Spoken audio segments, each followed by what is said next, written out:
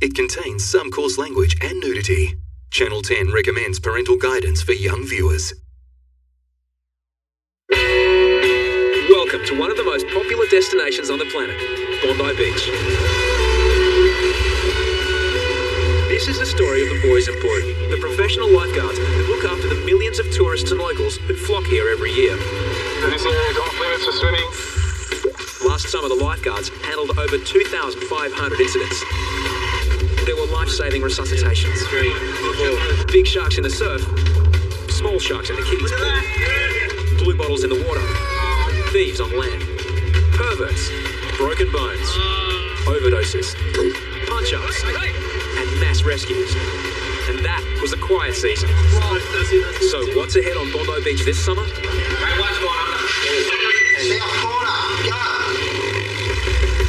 Take me back to the sweet times, the hot nights. Everything's gonna be alright in the summertime. Baby, in the summertime. Baby, after winter next year, I don't care. All I know is I'll meet you there in the summertime. Baby, in the summertime, that is where I'll be. At the start of a new summer, two rookies join the team. That should be quite interesting. An Irish tourist goes missing in the surf. He's gone over an hour. He would never be gone that long, ever. The groom that nearly didn't make it to his wedding. I thought another 30 seconds, I'd have definitely been dead. There's a shark between the flags, Something off that, yeah. Off that board. but something else lurks in the water too.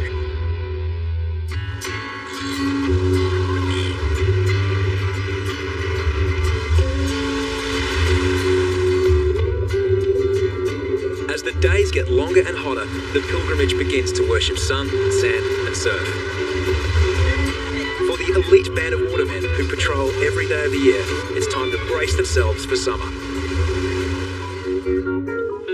With winter chill still in the water, it's induction day for the 35 lifeguards. The old gang is back. There's Hoppo, the boss. Not a big talker, but his water skills say it all.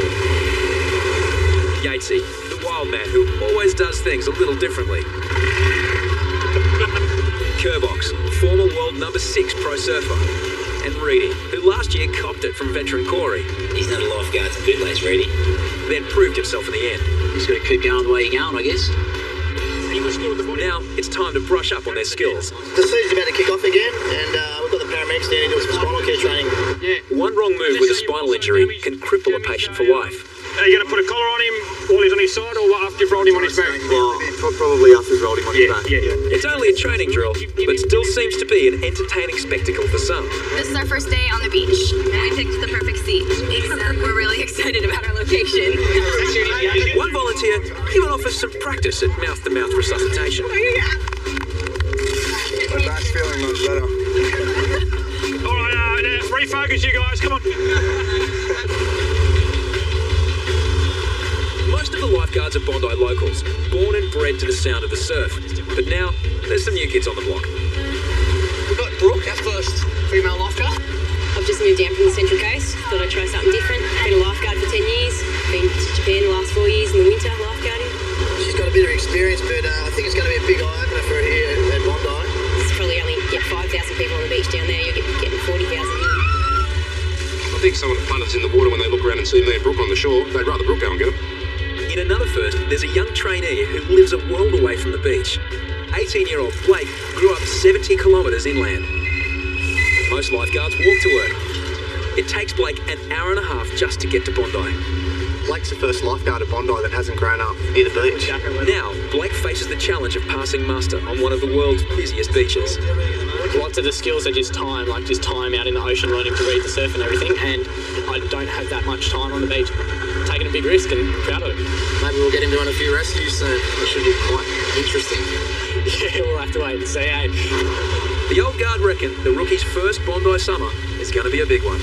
Every year it seems that Bondi's getting more popular. And just now, you can look now, there's thousands of people on the beach, and it's still 16 in the water. I'm kind of getting a bit anxious, a little bit scared, because I know last season was a little busy, but it was nothing on what we've had before. Anything could happen, and I don't know, that's Bondi. That's why everyone loves it. There's only one thing certain about Bondi. expect the unexpected. I'm just sitting down south at the moment. Sitting on backpackers, got a good view of the southern corner as well. Man, it's one of those days you never know what's going to happen. We do have somebody in the rip, however. An English tourist has been swept off a sandbank at Backpackers Rip, a notorious danger spot. As the man keeps disappearing underwater, Ben knows he hasn't got long.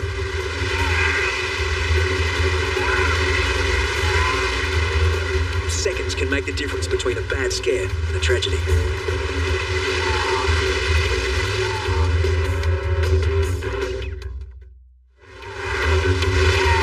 English tourist Terry Smith has come to Bondi for the very first time.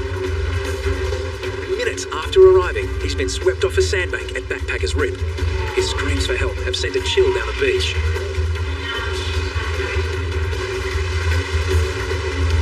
Handling a rescue board in rough conditions is difficult enough. Coping with the dead weight of an exhausted swimmer takes special skill. He's a big boy. I'm sure Benny will have a bit of trouble, but he'll be all right. The rescue board flips over. Now they're both in the water. Once they're on it, they're just harder to balance because they weigh more than you, so they tip it further. Finally, he's safely on. The board camera reveals the face of a man who's narrowly escaped death.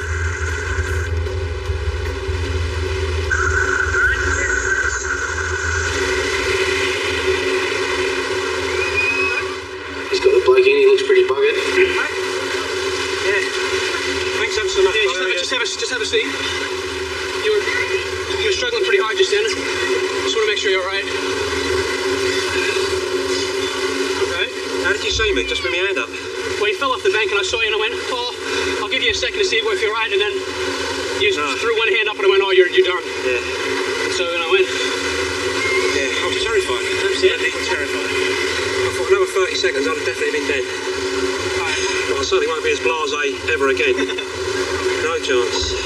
And my girlfriend Fred said, I think this is Terry getting out of the water. And it just, your heart just sinks. I didn't realise it was him getting into trouble. And then I felt terrible because I actually saw him getting into trouble and didn't realise it was him. So it's frightening. It's really, really frightening. And his wife or his fiance just came up and said, oh, thank you, we're getting married next week. Imagine if the poor woman had seen her husband drown today. No waves like this in England, and it was actually felt very invigorating. Just jumping against the waves, and then I felt the bottom, and it was neck high, and I thought I better try and get back. I took another couple of steps, a wave came. The next time I tried to touch the bottom, there was no bottom. So I was like putting my hand up, and then I just thought, this is not the way I want to die, really. Especially, just thought about my girlfriend. I thought, this is horrific. Terry and Dawn are due to be married in Port Douglas in 5 days. Thankfully, the wedding bells will still ring. Growing up way out near the bush means Blake never learned to surf, let alone use a rescue board. Now, it's a crucial part of his training. He was struggling with it, the big board, he's only a skinny little fellow, so he was struggling with it in the wind, so I taught him to leave it on the ground, and that's one thing he's kind of picked up, and he looked terrible when he was carrying it. It's almost embarrassing. But, these are the kind of things that he's going to have to get used to when he's down here. And handling the heavy boards is awkward enough on land. Blake faces the challenge of wrangling them in the surf.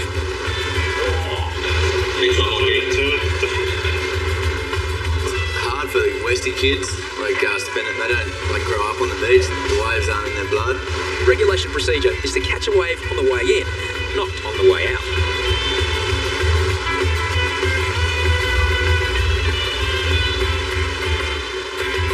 It's all part of the training. He'll get it by 2010, I reckon. What do you reckon?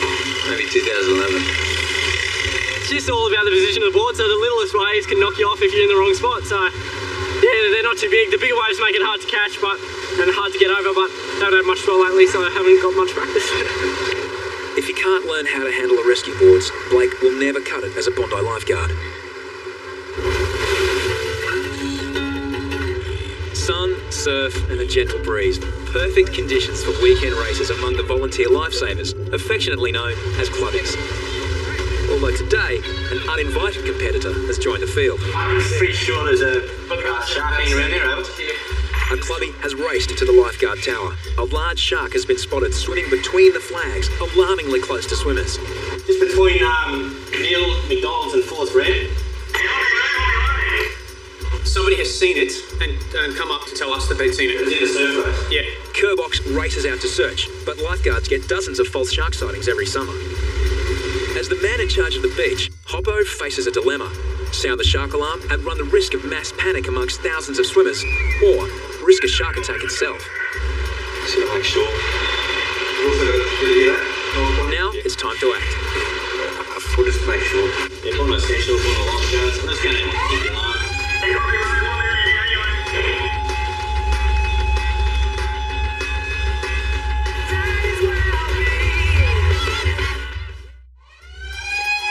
Nothing clears the surf at Bondi faster than the shark alarm.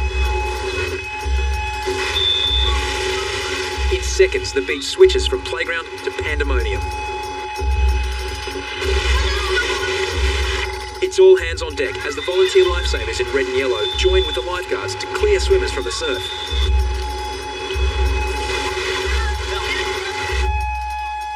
How can I head up when I hear this alarm? I didn't hear it. Oh no. We had that shark is coming, and my son was far away. And I'm swimming through. I go, this could be it. This could be it. I'm actually going to get eaten by a shark.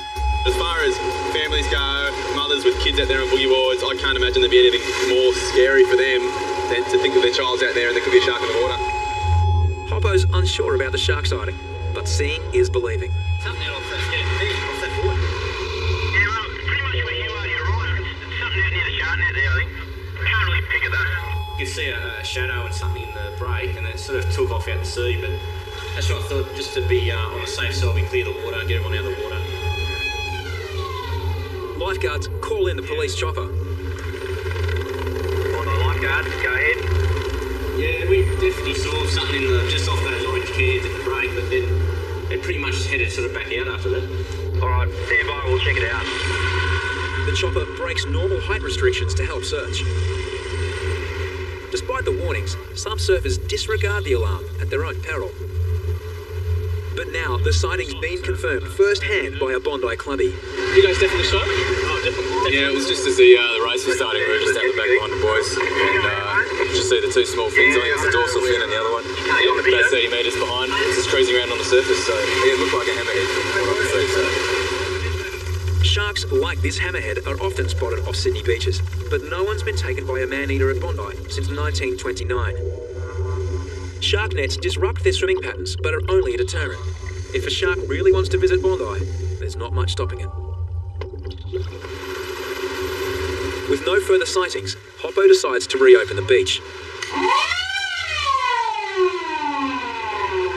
One short burst signals it's safe to go back in the water. Just tell them, Ben, that's all clear. No. They think it was a hammerhead. That's what the guy who saw it in the race and the boat both said. They thought it was a hammerhead. Are they particularly nasty? They don't go their way, I don't think, to bite you, but I suppose if they felt threatened as a group of people, I suppose they'd give you a bit of a nip. Give you a good bite. A bit of a nip. Are you donating your toes? One essential to get scooped. You know what I'm thinking? I watched it go back out. I wouldn't be surprised if it's stuck in the net on its way back out. Bisho checks whether the shark may have become caught in the net. For some reason, he heads back rather quickly. Like that eerie out there, you see it? Oh, it's a dark water. Like, I see that. Yeah, I see it's dark. I'm looking down at the net. I'm thinking, I was shaking. And no way. I'm looking, there's all like little bits of seaweed all around the buoys and a ripple here. You know, you get thrown off balance. Yeah. I'm like, oh, get up, bro, get up, bro. With no shark visible from the surface, resident shark expert Yatesy may be given the job of checking underwater. Yeah, we need Yatesy to dive down. Yatesy's expendable.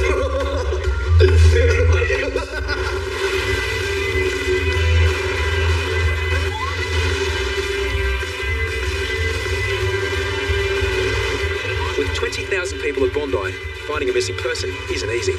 Dark brown. In the middle of the beach, Bisho and Derek get a report of a missing Irish tourist. His friends haven't seen him for 40 minutes. Yeah, we're going to go and see the girlfriend first. I'll find out why. Yeah, let us know. Kevin was last seen swimming in the surf. ATV to Bondi lifeguards. We don't think Kevin, Irish, tall with brown hair. If I know anything else, I'll let you know. Yeah, copy, mate. Where were you guys sitting originally? Yeah, copy. And did he know where you're sitting?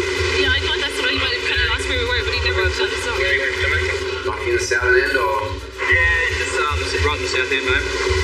We've let everybody who's working down here know, so they're all going to keep an eye out. So you wouldn't go that long? You wouldn't be gone that long? Go that long? No, definitely not. He'd come up or he'd throw his board there or something. Oh, I see. Because we were just right on the water. Just good idea to have one person back where you guys were originally, in case he's been there and can't find you or lost the towels.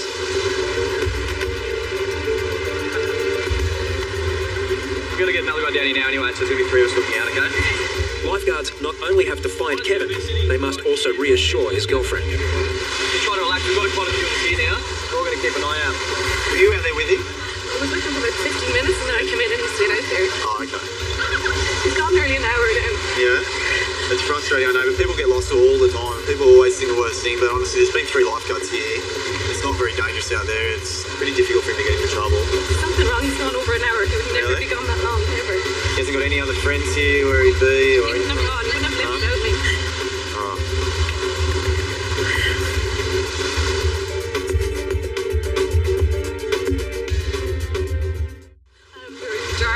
On the last day of their Australian holiday, Denise's boyfriend Kevin has gone missing. People always think the worst thing. He was last seen in the surf and has now been gone for over an hour. It's not very dangerous out there.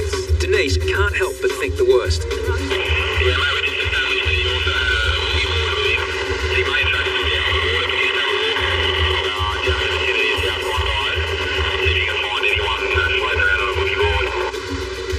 Okay, copy. Yeah, he's quite a tall bloke with brown colour hair. I think we might have found him. Yeah, I think we found him, mate. He's coming out of the water now. Wait, think about it. Sorry. No. I was just not there. We're trying to calm her down. She was sure you'd drown. No. No worries. Bondi Central Clear. We're travelling. We're actually leaving Bondi tomorrow. So it was our last day. And I was thinking, oh my God, our last day and this has happened. We're great, like say, so that's what they're doing now. Forgot about me in the beach. Oh, listen, you're always a little bit concerned in the back of your mind. You think something could have happened, something that you may have missed. But I mean, we'd spent most of the time here watching the water pretty thoroughly. So once we heard he had a bodyboard, the whole perspective of it changed, you know. Oh my God. With a happy ending, it's okay. I don't mind. Bondi lifeguards specialise in rescuing people, but occasionally they can rescue relationships. Communication is the basis of all good relationships. Communicate. Thank you. See you guys. We're going for an hour. Oh, we're going over an hour. Way now. Yeah, sure. Huh? Yeah, sure. What did he say? I said, no, it's just out there having fun.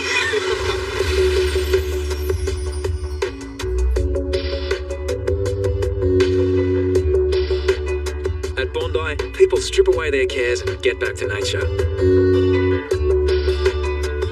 But some people take it one step too far.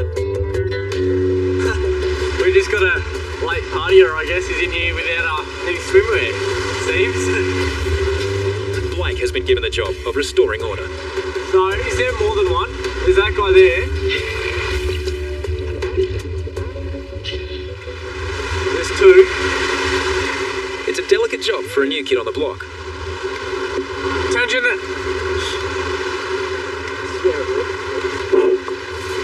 Attention, these swimmers in front. There are some swimmers in here that appear to not be wearing any swimmers. You must be bathing in appropriate swimwear while at Bondi Beach. If you're not wearing appropriate swimwear, you must leave the beach. Yeah, that's right, put them on. Finally, Blake's made himself heard.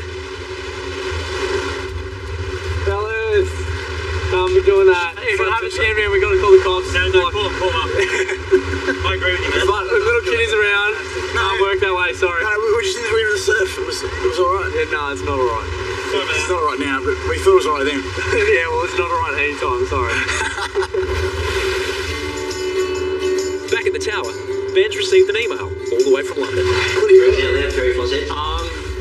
Dear Ben, I would just like to thank you again for rescuing me on Bondi Beach. I'm not sure if I made my gratitude clear at the time, as I may have been a little overcome with emotion. The following week, I was married to Dawn. We had a beautiful ceremony in St. Mary's Chapel on the beach in Port Douglas. It was an idyllic setting, and the sun shone all day. He's got a hanky. Thanks once again for your effort in saving my life, and my admiration goes to you and your fellow lifeguards on Bondi, both professional and volunteers. Sincerely, Terry Smith. very nice touch. You don't often get any thank yous like that, so it's pretty good.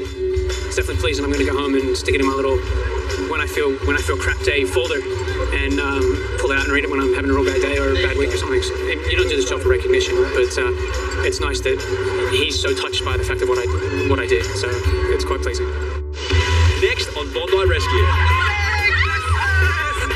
Santa comes to Bondi. Merry Christmas, everybody! But a late dip on Christmas Day almost costs a man his life. Oh, he's got about 3 left in him.